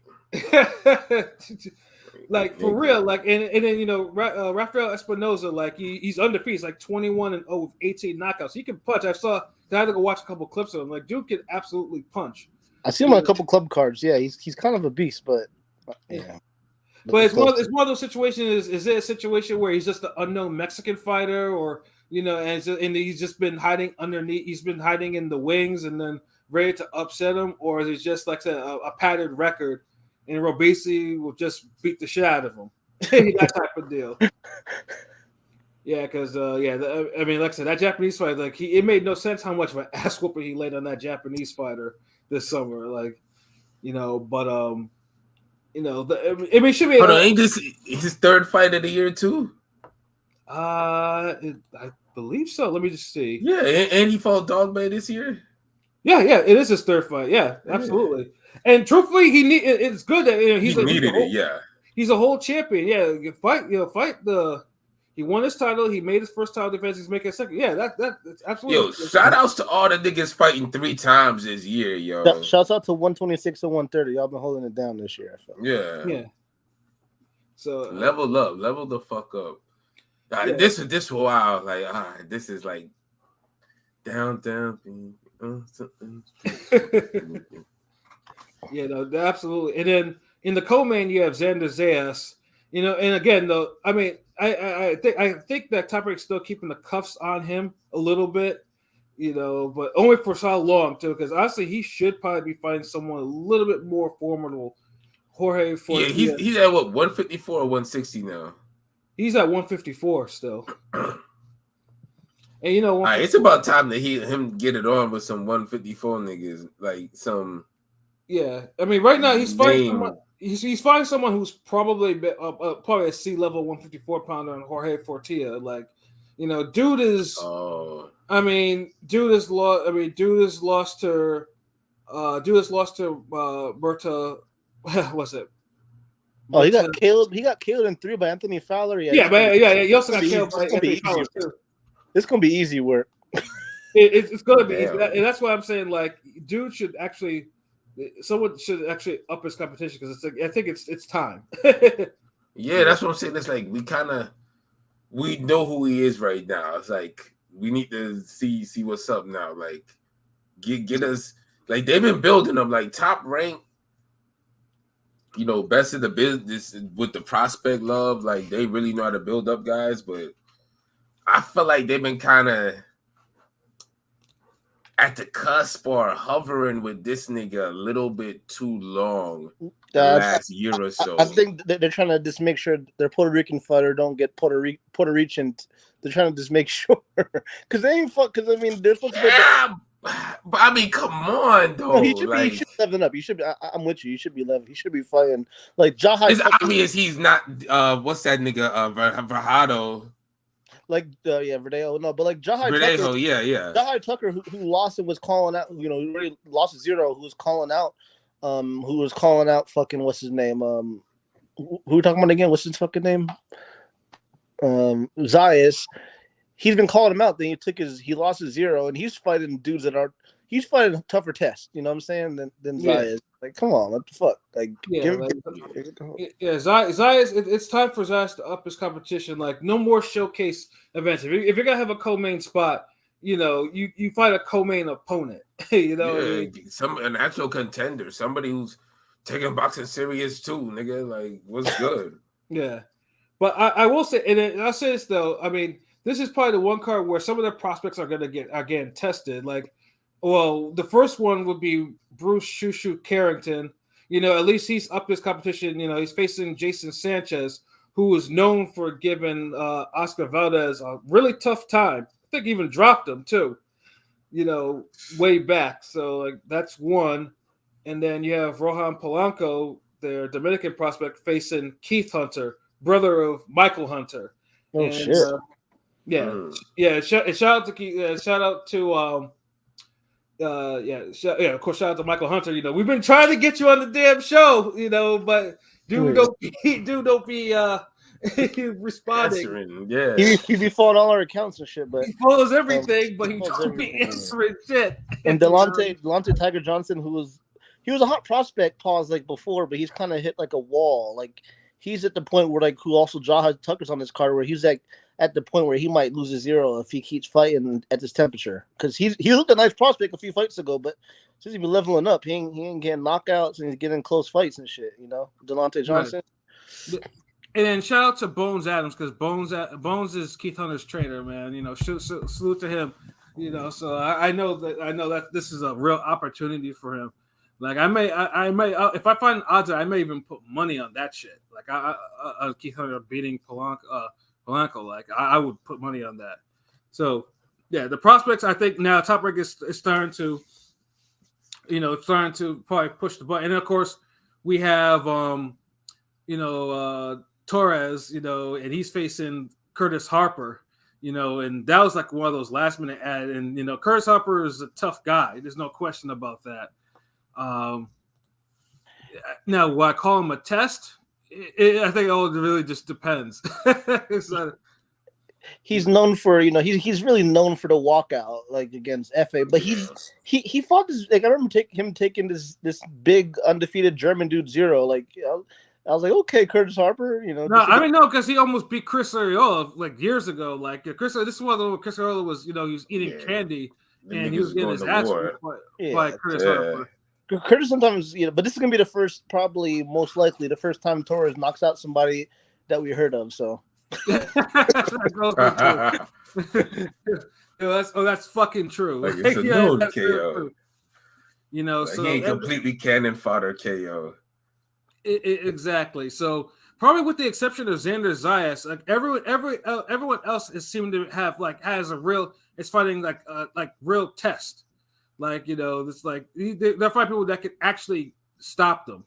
So it's like, so I'd say, obviously, Prograis and Haney will probably take, but, you run the Top Rank card back. Like, I'll be surprised if there's not one upset on this card because it's definitely built like there's at least going to be one upset. But yeah, I think we have one more thing. I think we have one more pause to talk about. Oh yeah. Y'all gotta stop with the pause. Oh my god. But whatever. We're trying to watch our English, bro. You know how it goes. Like, as somebody that's from the pause capital of the world, y'all say pause way too much. and Cam and Mace kind of brought it back with their show because now everybody's saying it now, especially. Yeah. Yeah, sometimes you just have to say it, bro. Like it's, but P, would you mind? Niggas be typing it. P, we might bring up the last poll. Yeah, I'm trying to find it right now. My Twitter's going through a career mode glitch right now. What the hell? Oh damn! It got dropped by Mean Machine. Oh, here we go. Not funny. Here we go. I got it. No, it was funny, pilot, nigga. I got it. This one was a career mode glitch for a career mode pause. I love how that works. Who had the best career out of these three fighters? Demetrius Andrade, Billy Joe Saunders, or Peter Quillen? We got 93 votes so far. Go vote. And 52% said Billy Joe Saunders. 26% said Peter Quillen, and Demetrius Andrade got 23%. I picked Billy Joe Saunders. Like I think he's probably. Billy Joe Saunders. He was probably he was difficult. Before he actually got his eye crushed. Like and dude. I remember dude used to piss me off because I remember before him and Andy Lee and Triple G were getting ready to fight, but Andy Lee had to get by Saunders first, and I was just like, "Fuck me!" Like I already knew that was gonna. Yeah, I already knew Andy Lee was gonna get boxed up by dude. I already knew it was. And then it's like Andy Lee got like dropped twice, ain't it? Like like, and he almost got KO'd by Saunders too, and I was just like, "Fuck, man!" Damn it, Andy Lee was one of those dudes where it's like He's like how we was describing Brandon Lee for 140. Like he has like a 35% chance against anybody at middleweight. Like he has like the skill, he has the power, boxing ability. He is tough. He kind of durable. You know, you ain't just one shot knocking. It's like he has all of that, but it just something. He had a lot of bad. He had some bad moments. Like dude lost to Brian Vera twice cleanly. So it's who was that other guy he fought on HBO? That was a good fucking fight though. Oh, I know what you're talking about. It was like a slugfest where he won like in the final round. Like, that might be a forgotten white dude. That was a wild ass. And then John Jackson, of course, where he got KO'd, where he pulled a KO out of his ass. Pause. So it's like, and then he fought damn Quillen, and I thought he didn't. He should have beat Quillen though. He should have beat Quillen too, and I want him to. I mean. I'll be Quillen by the end of his career disgusted me a great deal because Quillen had all the potential in the world. He lost to Angulo, right? Didn't he lose to Angulo like his last career fight, basically? Yeah, Angulo beat his ass. Like Angulo beat his ass. Yeah, no, but let's say because Dude had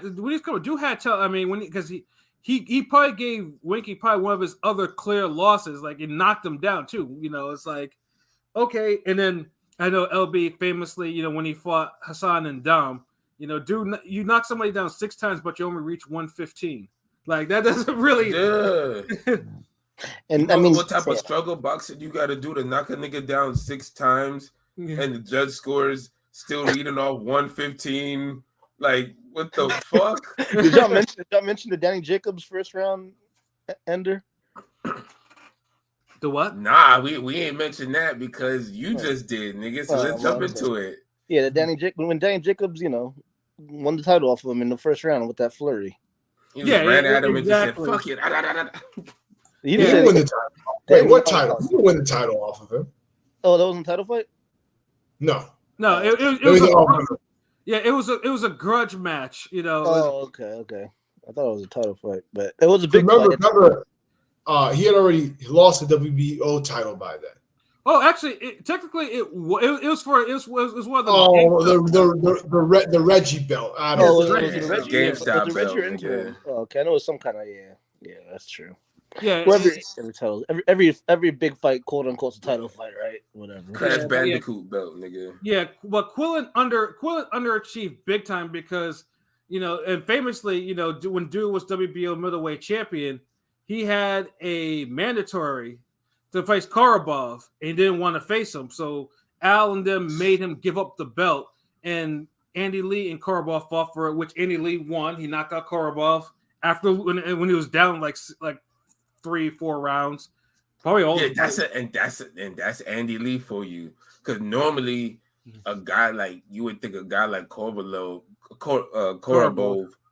would beat Andy Lee's ass because he's like, okay, this is a guy who could punch, and he has Olympic pedigree, boxing ability, and here goes Andy Lee, struggling, knocks him out.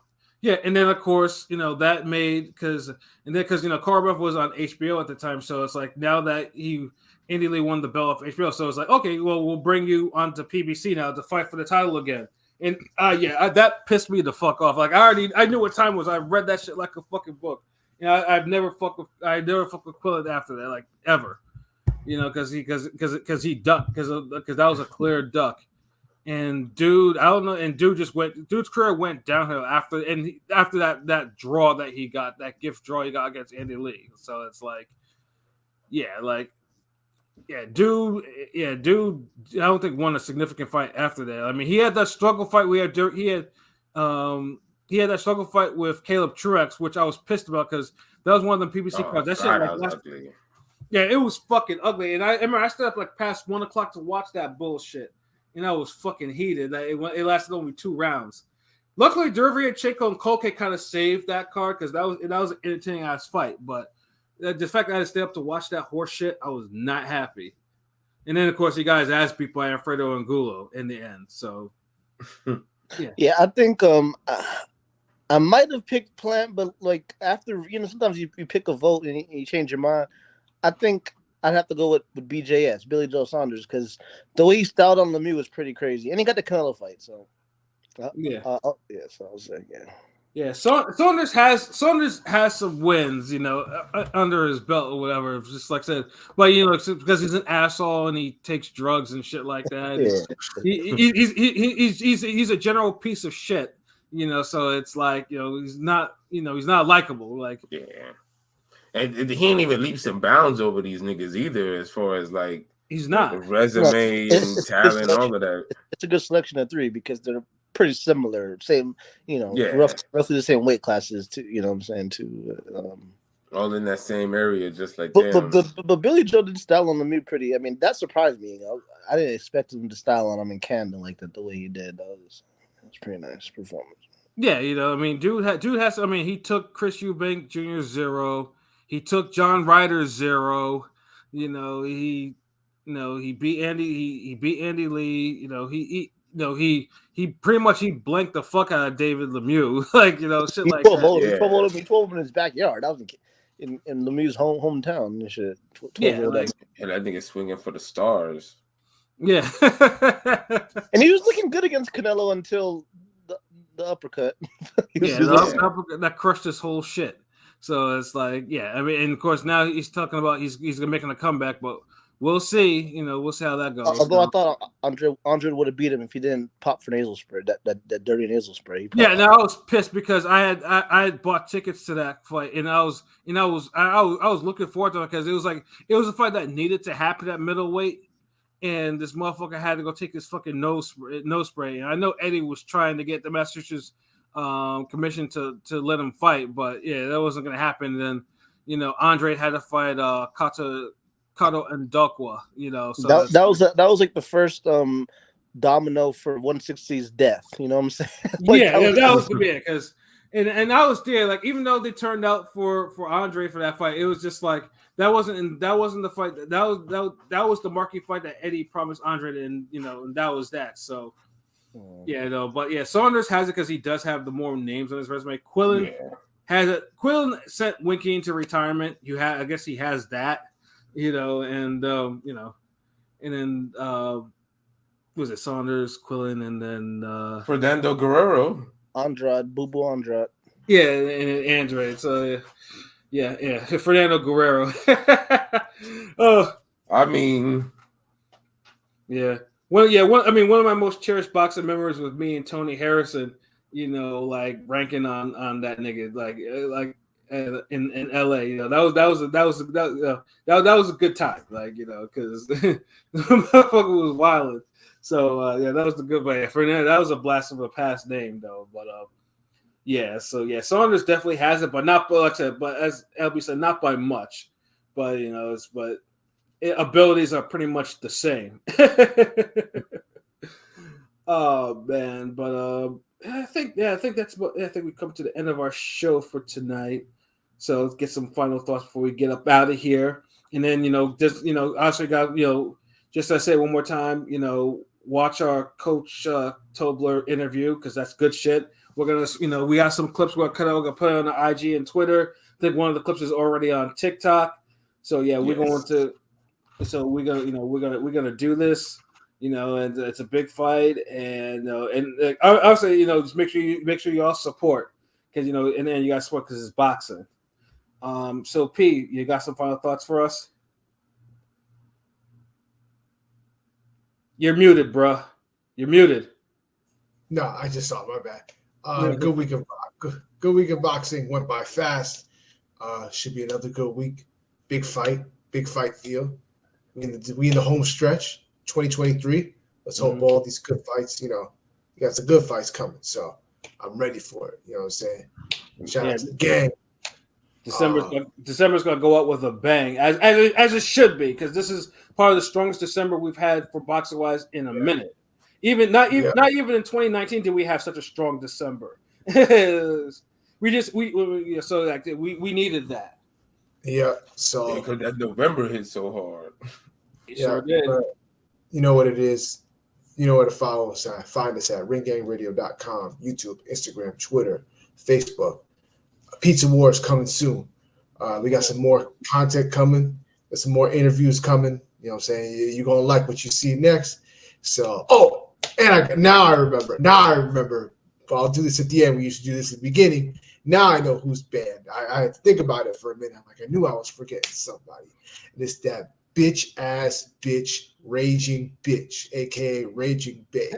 She was on some bullshit. Fuck that bitch. She banned.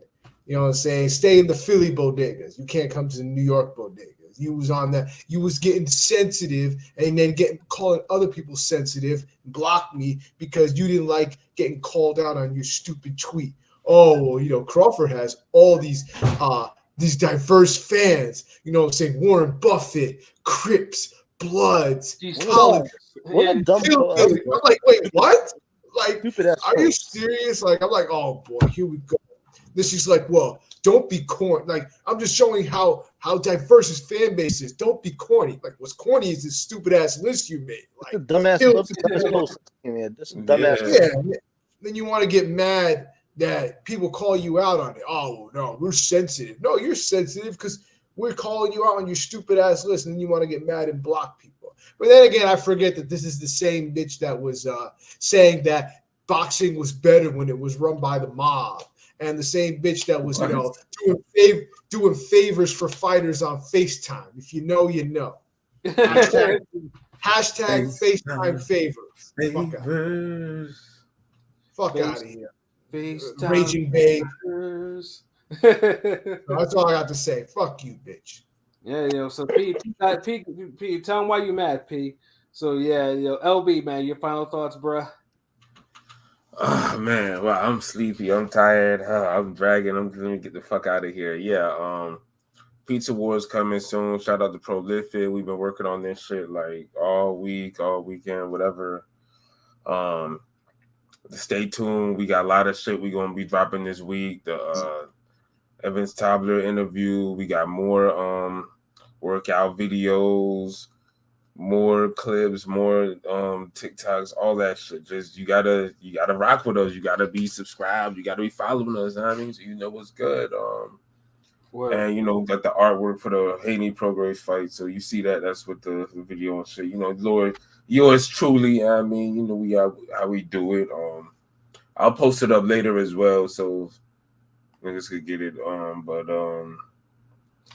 other than that, this week of boxing is pretty good. So no complaints. Just want good, clean fights, and nobody get too hurt. And a fight of the year on the top level, because we still need those in December. This is the last one we try to get a fight of the year on the top level, because Remember, around this time we was getting damn a fight of the year between Pascal and Badou Jack. Right. So yeah, we need that. We need that in our lives. Obviously, I know it probably goes against Haney's training, but yeah, we need Haney Prograis to deliver a real fight of the year, among top fighters. Yeah. Not boxing performance of the year, fight of the year, damn it. Right. We've had too many of those this year, and we don't really say that often. And definitely not sweet science of the year. Right. Right. You do that, I'm like, get the fuck out of here. But yeah, I mean, the only thing I gotta say is Deontay Jones, man. You think I didn't see that punk ass comment? Never mind what you thought, nigga. The Eagles are still number one. We still got the number one record. We still number one seed. Fuck what you talking about. Your punk ass team is next. The niggas is going down in Arlington, bro, on Sunday night. Like, never mind all this shit. You're gonna have to work. And even if you do beat us, all we have to do is win out, and we win the division anyways, because we control our destiny. So it's like, and our schedule gets easier. Your schedule does not. So, I'm not even sweating this fight though. But obviously, if we beat the Cowboys, we get the division. So make sure you're on the podcast next Monday too. Because I'm gonna make sure, because you ain't just gonna be announcing yourself as on some Eagles shit like every single time that the Eagles win. Like, because I ain't gonna be two more of those. Like, You know, I'm tired of underachieving Chiefs. Being on that bullshit. Like, nah, this you ain't gonna do that to me, especially no punk ass Cowboys fan. Like, nah, So yeah, you just wait, niggas. I get so much mental abuse over being an Eagles fan. You just don't know. Nigga, I might have to go to therapy or some shit someday. But other than that, it was a good weekend of boxing and everything like that. And boxing, like I said, it's great when it's like lively because there's so much activity. And even December should be a great month, and January, of course, is building to be a good month too for boxing. So yeah, I'm just real excited about it, man. And shout out to the whole crew, and shout out to everyone that that showed love to families training together, winning together. Shout out to LB and his sis, for that. Making that short go, go crazy. Actually, still going crazy or not, and also got some subs off it too. So that's what it is. So. Oh, word. We got more on the way though. We got just and then also shout out to PJ too with his short as well. Like I said, because it's all good shit. So yeah, we definitely got more of those to post. And we active, nigga. Yeah, absolutely. So yeah, just continue to subscribe.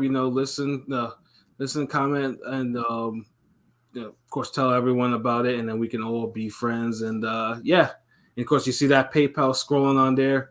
Make sure you hit that. You know what I'm saying? If you want to support, if you really want to support or whatnot, we really appreciate your patronage and everything. You know what I mean? So, but yeah, so for myself, Pat Scorpio, New England representative, for LB Shuttleworth, the God, the GOAT artist, for King P, Bodega P, and for Conscious Pilot, this has been another wonderful episode of Real Talk, where as always, if shit's real, we talk about it. So until next time. Peace. I'm Ryan Garcia. Hold on.